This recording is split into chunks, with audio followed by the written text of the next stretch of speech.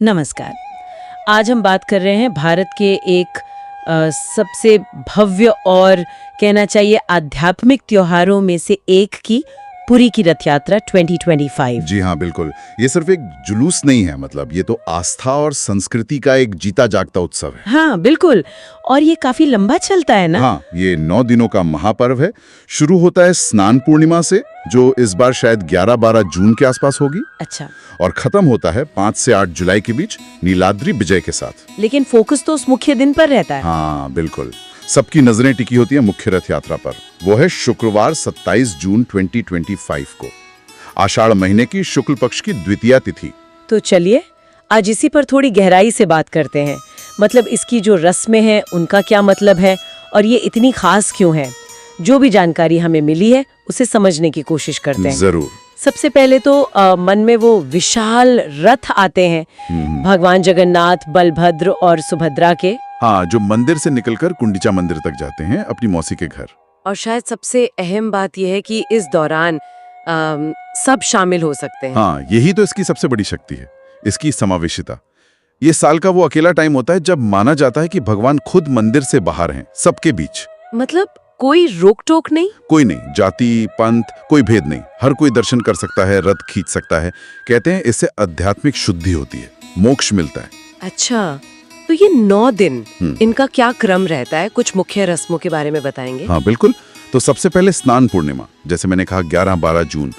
इसमें 108 घड़ों के पवित्र जल से देवताओं का अभिषेक होता है, एक तरह का शाही स्नान। 108 घड़े, वाह। जी। उसके बाद एक बहुत ही दिलचस्प पीरियड आता है, अनवसर। ये करीब 13 से 26 जून तक। अनवसर, इसमें क्या होता है? इसमें मान्यता है कि स्नान के बाद देवता जैसे बीमार पड़ जाते हैं। अरे। हाँ, तो वो एकांत में रहते हैं, ठीक होते हैं। ये भगवान के मानवीय रूप को दिखाता है। भक्तों को लगता है कि वो हमारे जैसे ही हैं। ये तो बहुत ही अनोखी बात है। फिर आता है 27 जून, मुख्य रथ यात्रा का दिन। हाँ, उस दिन वो 3 किलोमीटर की यात्रा शुरू होती है जगन्नाथ मंदिर से गुंडीचा मंदिर तक। लेकिन सिर्फ चलना ही तो नहीं होता होगा, और भी रस्में होती होंगी। बिल्कुल, बहुत कुछ होता है। जैसे 1 जुलाई के आसपास हेरा पंचमी होती है।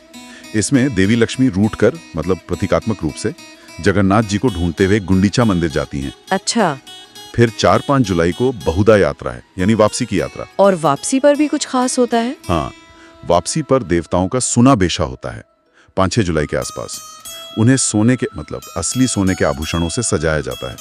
बहुत भव्य दृश्य होता है वो। सुना बेशा मतलब सोने का वेश? बिल्कुल।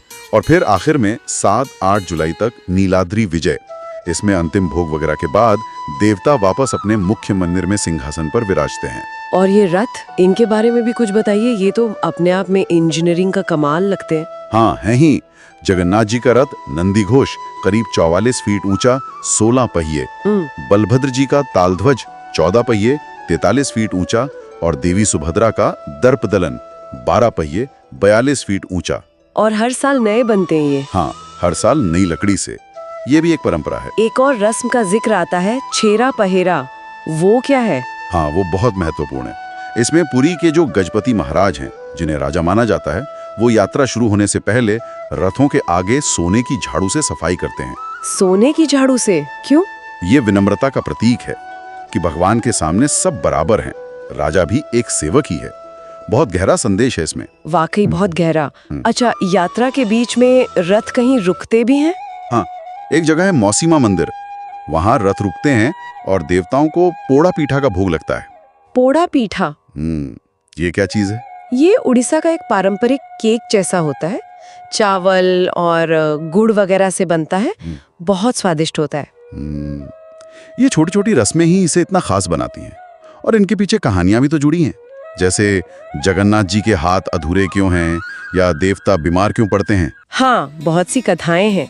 वो इस पूरे उत्सव को और रहस्यमय और गहरा बनाती हैं। और ये जानना भी जरूरी है कि रथ यात्रा सिर्फ पुरी में ही नहीं होती। नहीं, बिल्कुल नहीं। बल्कि अहमदाबाद, गुजरात में देश की तीसरी सबसे बड़ी रथ यात्रा निकलती है, ऐसा कहते हैं। अच्छा, वहाँ क्या अलग होता है? वहाँ हाथी जुलूस को लीड करते हैं और वहाँ के मुख्यमंत्री पहिंद विधि करते हैं, मतलब रास्ते की सफाई।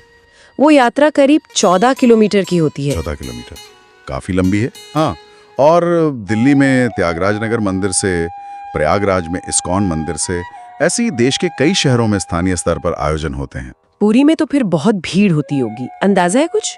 हाँ, बहुत ज्यादा। करीब 4 से 5 लाख लोग या शायद उससे भी ज्यादा आते हैं मुख्य दिनों में। बाप रे।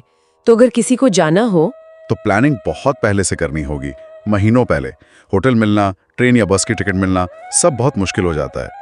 ओडिशा सरकार, आंध्र सरकार, रेलवे सब स्पेशल ट्रेनें और बसेस चलाते हैं, लेकिन उनकी जानकारी लेकर बुकिंग जल्दी करनी पड़ती है। समझ गया।